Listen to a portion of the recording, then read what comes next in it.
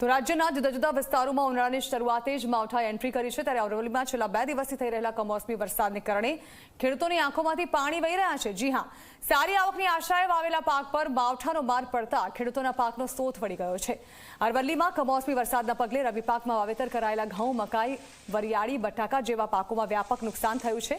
અરવલ્લી જિલ્લામાં રવિ સિઝનમાં કુલ 1,24,000 હેક્ટર જમીનમાં ખેડૂતોએ જુદા જુદા પાકોનું વાવેતર કર્યું છે, જેમાં સૌથી વધુ 80,000 હેક્ટર જમીનમાં ઘઉં, 30,000 હેક્ટરમાં બટાકા, 10,000 હેક્ટર જમીનમાં વરિયાળી અને 14,000 હેક્ટર જમીનમાં મકાઈના પાકની વાવણી કરાઈ છે। ત્યારે ખેતરમાં લગભગ તૈયાર થઈ ગયેલો પાક લણવાના સમયે જ માવઠું થતાં ખેડૂતોના મોં સુધી આવેલો કોળિયો છીનવાઈ ગયો છે। ત્યારે સૌથી વધુ ઘઉં અને મકાઈના પાકમાં ભારે નુકસાન થતાં ખેડૂતો સરકાર પાસે સહાયની માંગ કરી રહ્યા છે।